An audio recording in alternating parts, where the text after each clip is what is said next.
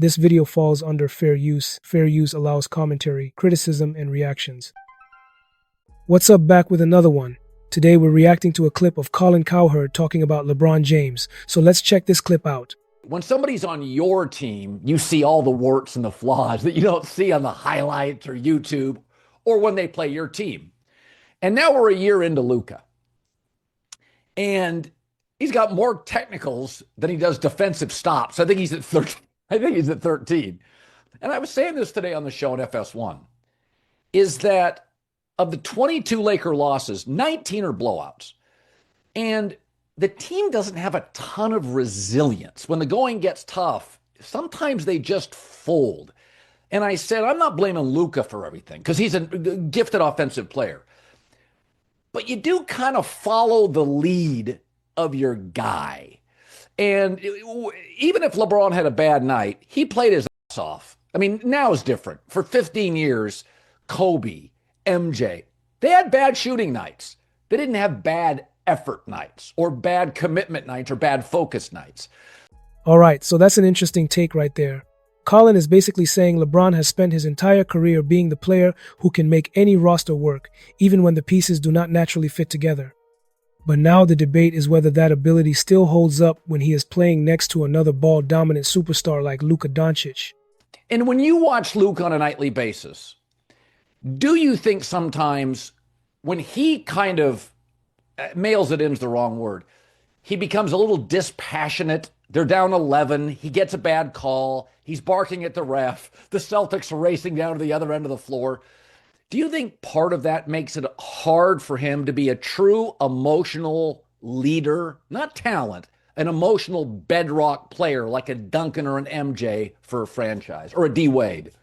Well, to put it very simply, I think if you talk to anybody who covers the Lakers, who roots for them or watches them very closely, Luka's not the emotional leader of the team. It's never been really something that he's particularly gifted at. He's very much I lead by snatching the other team's heart and hopefully everyone just gets in line behind me kind of thing. And you know, it's funny you mentioned the dynamic when you're rooting for somebody, because I've experienced this directly. I mean, I cover the league at large. I watched tons and tons of Luka over the course of previous years. I'd almost deified him in my head after those playoff performances in 2024 and in 2022.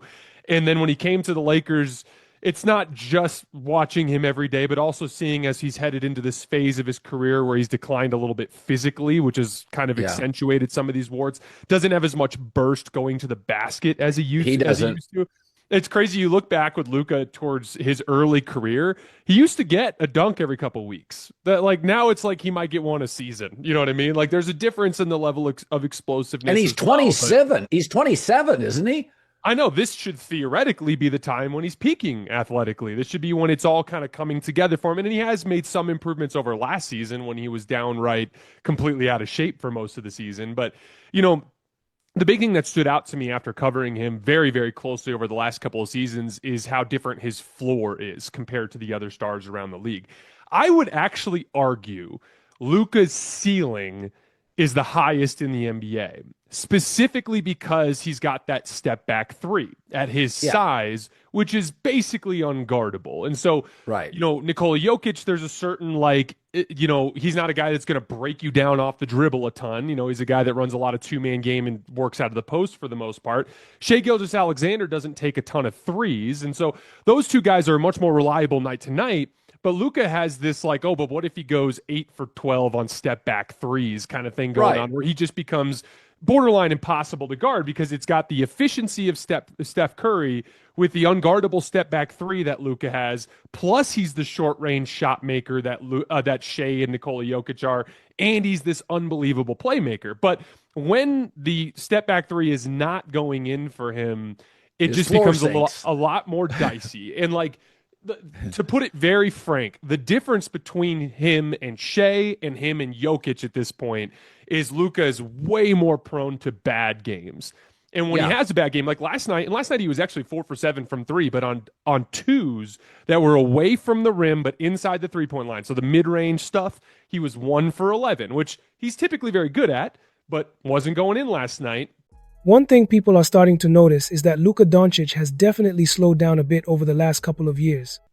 he doesn't have like an alternative method to impact the game, and that makes it really tough. Like Shea has this rim pressure element. He's so good at beating people off the dribble that raises his floor on a night-to-night basis. Nikola Jokic, he operates within 7 or 8 feet from the basket, so he just doesn't deal with the jump shooting variance that a guy like Nikola Jokic does, or that Luka Doncic does. And then among all of the stars at the top of the league, you can throw Ant in there, you can throw Wemby in there, Giannis, Luka, Shea, Jokic. He's by far the worst defensive player in that group. And so he's so dependent on his ceiling, and his ceiling has such a high variance element to it that it just makes him prone to bad nights. And, you know, I've been asked this a bunch, like, why is Luka, there was the big straw poll that came out with ESPN where they go around and they ask all the people who have votes, and he came back 5th in MVP voting. And so, to put it very simply, this is going to be like the 4th consecutive year where we went into training camp and we're like, Luka's going to get MVP. This is the year. And it's like, actually, no shot. Like,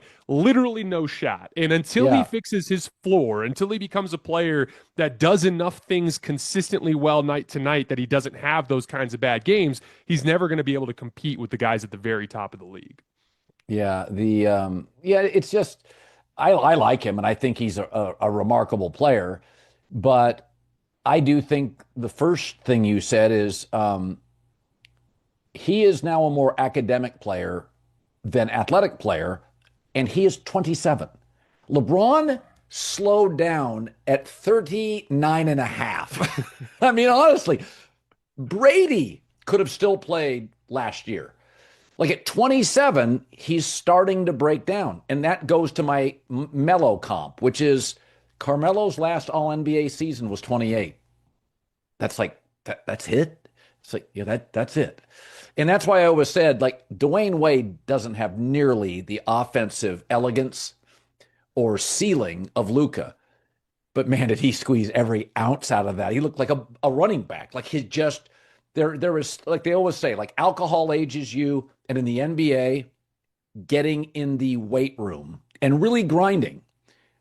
Extend your, Jordan was great every morning. I mean, LeBron James to this day is a weight room warrior. I covered Rasheed Wallace. He would pay the fine before the season. Like, I'm not going to go to the weight room. Rasheed was great, good, over. So, what Colin Cowherd is really trying to say in this clip is that LeBron James has spent most of his career proving he can make almost any team situation work. Throughout different stages of his career, he played alongside stars and role players who did not always seem like perfect fits on paper. Whether it was ball-dominant guards, inconsistent shooters, or players who struggled defensively, LeBron often found a way to adjust his game and still push his teams deep into the playoffs. That reputation created the idea that if LeBron is on the floor, the pieces will eventually come together. Cowherd argues that this belief has almost become a permanent label attached to LeBron's career. However, the discussion changes when Luka Doncic enters the picture. Luka is also a player who controls the ball, runs the offense, and creates scoring opportunities for everyone around him.